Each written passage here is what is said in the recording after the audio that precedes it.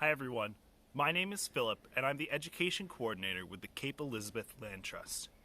In this video, I'm going to share my 5 tips for how you can get outside and pay more attention to birds. Now, if I think back a year ago, I would not have called myself a birder. If you've heard of that word before, it usually refers to someone who's really enthusiastic and oftentimes really knowledgeable about birds in their environment. People that often contribute to things like eBird and other big scientific projects. I wouldn't have called myself one of those a year ago, but it's been a little bit of a strange year, and one of the things that I've done in this past year is tried to pay a little bit more attention to the birds around me and learning how to identify some of the species that I see and hear. So, I still would barely consider myself a birder, but I'm hoping by giving you a couple quick tips, I can help you start that journey towards learning a little bit more about the birds around you. So my first and the most important tip is always be prepared to go outside. If you want to find birds, you're going to have to go outside and be out in nature. And if you're going out in the winter, that means having gloves or mittens on, a good hat that'll keep you warm, a good jacket or at least a couple different layers.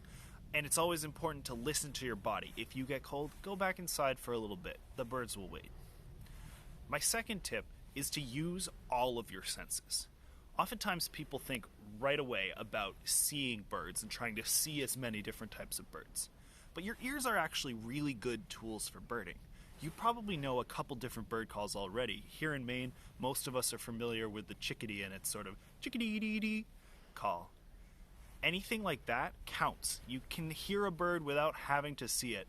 And it's a great way to pay attention to things that might be hidden in the bushes or just over the next hill where you can't necessarily see them with your eyes. So use all your senses.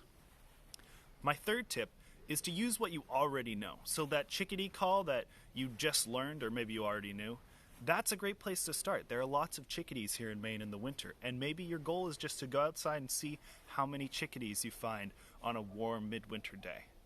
But when you're ready to learn more, and when you've reached the limits of what you already know, there are a couple great tools you can use to help. The first one, and something that most of us have these days, is a cell phone. There are some awesome apps for learning about and learning how to identify different birds. One of them, Merlin Bird ID, will even help you answer some quick questions and then give you a list of birds that you can look at the pictures and pick out which one matches what you just saw or heard. That's a great option. If you're more old school or you want to go a little low tech, maybe get a break from your screens, there are lots of good bird guides available. This one's really well known, the Sibley Field Guide to Birds, but there are other ones, and there are even field guides specific to the birds of Maine or to the birds of wherever you might be. So, use what you know, number 3. Number 4, don't forget to have fun. Just like anything else out in nature, birding is supposed to be enjoyable, something that you want to get out and do. So for me, that often means building it into some other activity. This morning, I wanted to go out for a walk because it's beautiful with all the fresh fallen snow. But you could go out sledding and decide to stop and listen to birds for a little bit. You could even pull off on the side of the ski mountain and listen to what birds you hear up at higher altitude. The important part is to have fun. And if you're not having fun, maybe try to find a different way to enjoy it. One of those ways, and number 5 on my list, is joining the community. Anything is more fun when you can do it with other people. And when it comes to birding, you've got a lot of different options. Maybe you notice that your next door neighbor has a cool bird feeder and you spark up a conversation about what birds they're seeing there. Or maybe you join something bigger, like the Great Backyard Bird Count, which is a big program coming up this weekend where people from all around the world will be observing birds and recording their observations. Those are just a couple options, and there's a lot of them. Getting involved with the Audubon, Maine Audubon has some really great programs. Those are other options as well. And just following different groups online, you can learn and see a lot of other really cool birds and other cool organisms too. So I hope those 5 tips are helpful for you.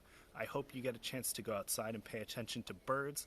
And if you do it this weekend, don't forget to check out the Great Backyard Bird Count.